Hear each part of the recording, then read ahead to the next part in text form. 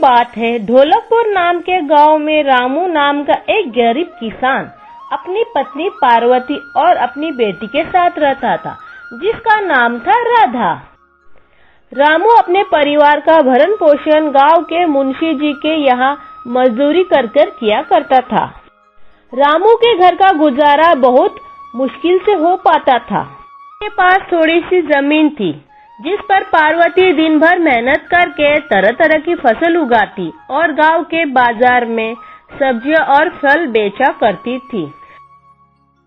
सारे ढोलकवासी पार्वती से ही सब्जियां और फल खरीदते। अरे पार्वती, कैसी हो? घर में सब ठीक तो है ना?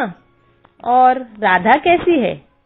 मदन काका, मैं ठीक हूँ और घर में सब ठीक है और मुन्नी भी बिल्कुल ठीक है। काका, और बताओ, आज बाजार आना कैसे हुआ और काकी कहाँ है? क्या बताओ पार्वती, तुम्हारी काकी किसी काम से दूर गांव गई है। इस कारण रसोई का सारा काम मुझे करना पड़ रहा है, तो सोचा क्यों ना आज बाजार से सारा सामान लेता चलूं। अच्छा, तो ये बात है काका। अच्छा पार्वती, तुम ये बताओ, टमाटर कैसे किलो बेच रही हो? रोज की तरह 30 रुपये किलो ही बेच रही हूँ काका। अच्छा, ऐसा करो पार्वती, मुझे 1 किलो टमाटर दे दो।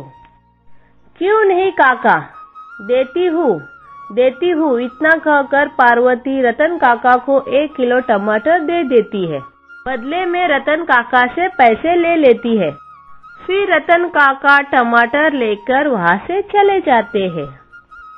पार्वती के खेत में एक पुराना कुआं भी था, जो साल भर सूखा ही रहता था। उस कुएं में एक बूंद भी पानी नहीं था। इस कारण पार्वती दूसरे गांव वालों के कुएं का पानी अपने खेतों की सिंचाई और खेती के लिए इस्तेमाल करती थी।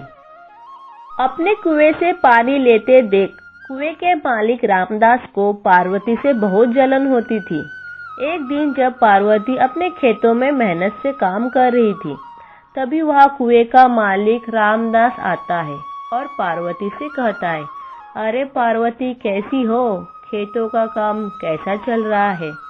मैं ठीक हूँ रामदास चाचा, खेतों का काम भी ठीक ही चल रहा है। मैं यह कह रहा था पार्वती कि मैं तुम्हें अपने बहुत सालों से अपने कुएं का पानी दे रहा हूँ।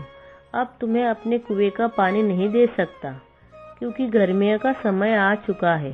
मैं यह कह रहा था पार्वती कि मैं तुम्हें बहुत सालों से अपने कुएं का पानी देता आ रहा हूँ। अब मैं तुम्हें अपने कुएं का पानी नहीं दे सकता, क्योंकि गर्मियों का समय आने वाला है और मेरे कुएं का पानी बहुत कम हो गया है। लेकिन रामदास चाचा, अभी तो गर्मियों का समय आने में तो 3 महीने बाकी है। तब तक मैं अपने खेतों का काम कैसे करूंगी? आप ही बताइए चाचा। मैं कुछ नहीं जानता पार्वती, यह तुम्हारी दिक्कत है। तुम अपना समझो, मैं तुम्हें अपने कुएं का पानी नहीं दे सकता। यह सुनकर पार्वती मन ही मन बहुत दुखी हो जाती है और घर जाकर अपने पति रामू को सारी बात बता देती है। क्या हो गया भाग्यवान, ये क्या परिस्थिति आन पड़ी? अब हमारा घर का गुजारा कैसे होगा? आप चिंता न करो, भगवान सब ठीक कर देंगे। प्रभु हमारी मदद जरूर करेंगे। अच्छा ठीक है पार्वती, तुम जाकर आराम करो, मैं रामदास काका से मिलकर आता हूँ। यह कहकर रामू रामदास काका से मिलने के लिए उनके घर पर निकल पड़ता है। रामदास काका, अरे ओ रामदास काका, घर में हो या नहीं? अरे कौन है भाई? रुको, आता हूँ। अरे रामू, तुम हो? मेरे घर कैसे आना हुआ? रामदास काका, मुझे पार्वती ने बताया कि आपने कुएं का पानी देने से मना कर दिया है। हाँ रामू, यह बात सच है कि मैंने पार्वती को अपने कुएं से पानी लेने के लिए मना कर दिया है। ऐसा क्या हो गया रामदास काका? रामू देखो, मैं तुम्हें कई सालों से अपने कुएं का पानी देता आ रहा हूँ और इस बार गर्मियों का समय आने वाला है, इस कारण मेरे कुएं का पानी बिल्कुल सूख कर कम हो गया है। अगर मैं तुम्हें अपने कुएं का पानी देता हूँ तो मुझे गर्मियों में बहुत परेशानी होगी। लेकिन रामदास काका, गर्मियों को आने को तो 3 महीने बाकी है, तब तक मेरे खेतों का क्या होगा, मैं कुछ नहीं जानता। रामू, मैंने पार्वती को भी कहा था कि यह तुम्हारी समस्या है, मैं तुम्हें अपने कुएं का पानी नहीं दे सकता हूँ। रामू रामदास काका को कुएं का पानी देने के लिए मनाने की बहुत कोशिश करता है, लेकिन रामदास नहीं मानता है। फिर रामू दुखी होकर अपनी घर की ओर निकल पड़ता है। क्या हुआ? काका ने कुछ कहा? पार्वती, रामदास काका ने पानी देने से मना कर रहे थे। पार्वती, रामदास काका ने पानी देने से मना कर दिया। यह कह रहे थे कि अगर मैं तुम्हें अपना पानी देता हूँ तो मुझे गर्मियों में बहुत परेशानी होगी। पानी के बिना क्या होगा? भाग्यवान, हमारे सारे खेत तो सूख जाएंगे और हमारा गुजारा कैसे होगा? अच्छा, वो जो हमारा पुराना कुआं है उसकी खुदवाने में कितना खर्च लगेगा? 500 रुपए तो लग ही जाएंगे। अरे, हमारे पास इतने पैसे तो है ही नहीं। अच्छा, अगर मैं खुद से ही कुएं को खोद दूं तो क्या आप कर लेंगे? हाँ, अब कुआं मिस्त्री कर लेता है तो मैं क्यों नहीं कर लूंगा। अच्छा भाग्यवान, कल सुबह सुबह दोनों कुएं के पास चलेंगे। भाग्यवान, जाओ, मुझे बहुत भूख लग रही है।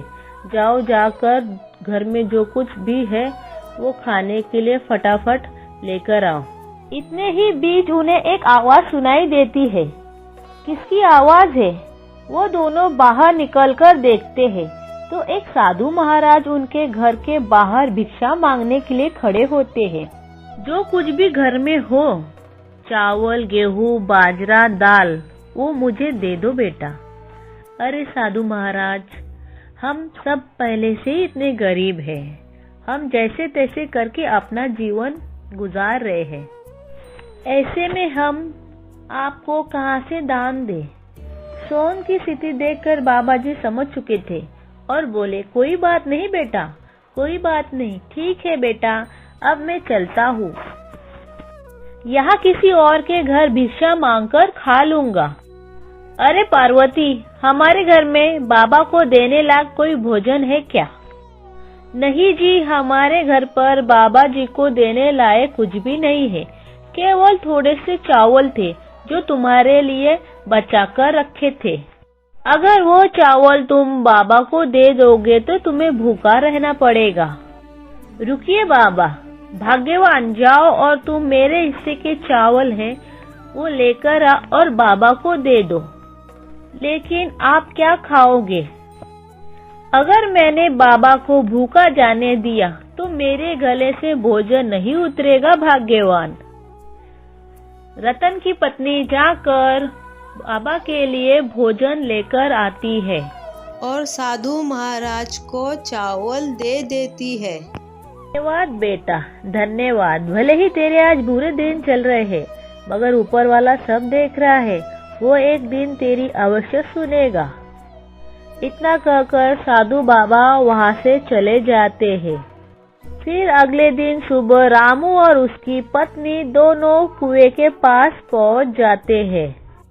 देखिए जी, हमारे कुएं में तो एक बूंद भी पानी नहीं है।